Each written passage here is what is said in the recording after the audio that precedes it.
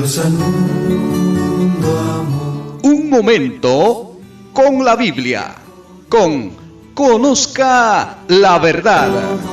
La pluralidad de Dios. Muchos cuando escuchan esto se ponen muy bravos y dicen que son dioses. No, la Biblia nos presenta expresiones plurales. Por ejemplo, hagamos, descendamos, confundamos a nuestra. ¿Quién irá por nosotros? En el Nuevo Testamento, yo y el Padre uno somos, plural. También vendremos y haremos. Son expresiones plurales. Por tanto, el Dios bíblico es pluripersonal o unipersonal. Muchos dicen que son unipersonal. Pero cuando escuchamos estas expresiones nos declaramos o entendemos claramente que Dios no es unipersonal, es pluripersonal.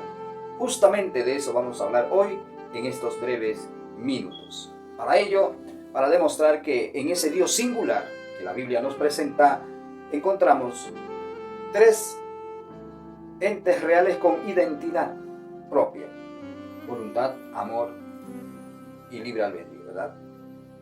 Voluntad es una cualidad de un ser, hacer o no hacer un hecho. Esa es la voluntad. Entonces el Padre tiene voluntad, el Hijo también, y el Espíritu Santo enseña y guía. Entonces vamos a demostrar hoy con las Escrituras que ahí, en un solo Dios, como dice Deuteronomio 6:4, Dios es uno. ¿Y quién es ese Dios es uno? Padre, Hijo y Espíritu Santo. La pluralidad de Dios en el Antiguo Testamento. Isaías 48:16 o versículo 15 dice: Yo hablé y le llamé y le traje, por tanto será prosperado su camino. Esto está hablando Dios de Israel.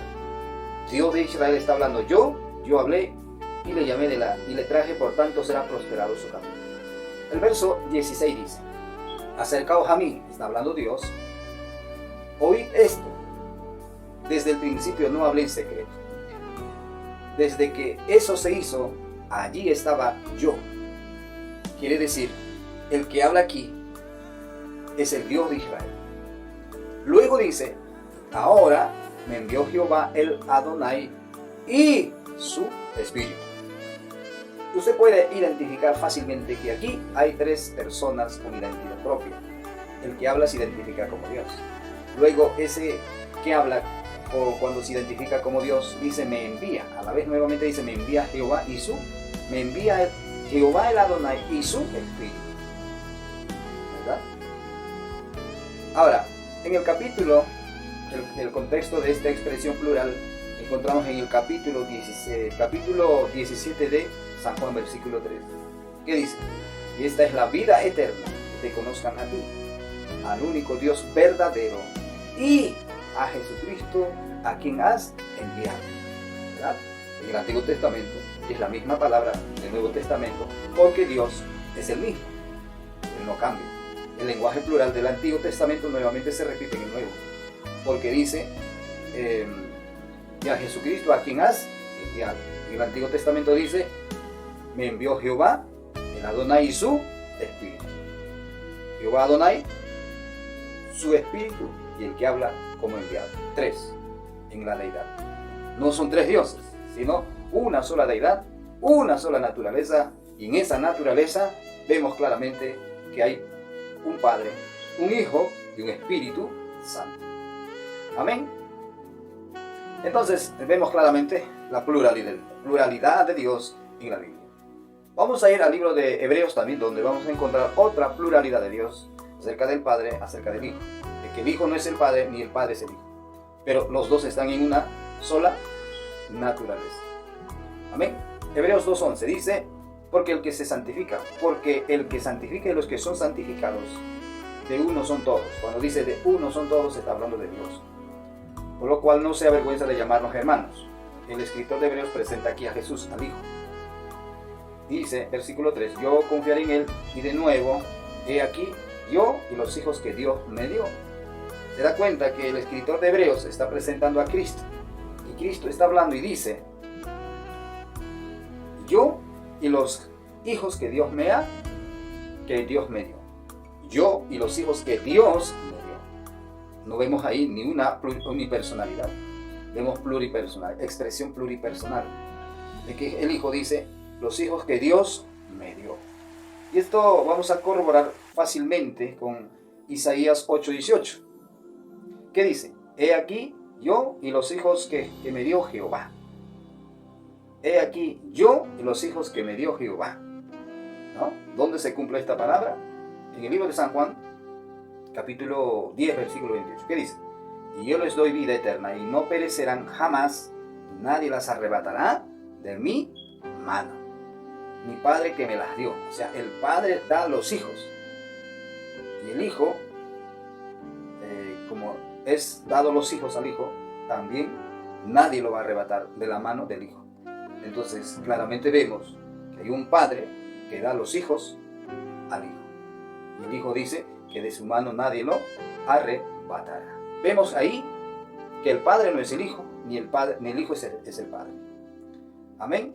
En el versículo 14 vemos claramente: así que por cuanto los hijos participaron de la carne y sangre, Él, hablando de Cristo, Él, ¿se acuerdan que Logos, el Hijo, es el que se hace carne? Juan 1:14. Él fue hecho carne y participó, así como los hijos participaron en la carne y sangre, también participó de lo mismo para destruir por medio de la muerte al que tenía el imperio de la muerte, esto es al diablo. Amén. Para finalizar, de la pluralidad de Dios, según las Escrituras, vamos por último en el libro de Apocalipsis capítulo 6, versículo 16. ¿Qué dice? Y decían a los montes y a las peñas: caed sobre nosotros y escondednos del rostro de aquel que está sentado sobre el trono y de la ira del Cordero. Y de la ira del Cordero. Ahí menciona dos: uno que está sentado en el trono y también al Cordero. Y el Cordero no es el Padre, sino es el Hijo del Logos hecho carne. El versículo 17 aclara más claro: porque el gran día de su ira ha llegado, ¿y quién podrá sostenerse en pie? Ahora, esto es en la Reina Valera, pero en la Biblia, la Cueva, ¿amén?, el versículo dice claramente: porque el gran día de su ira ha llegado, ¿y quién podrá sostenerse delante de ellos?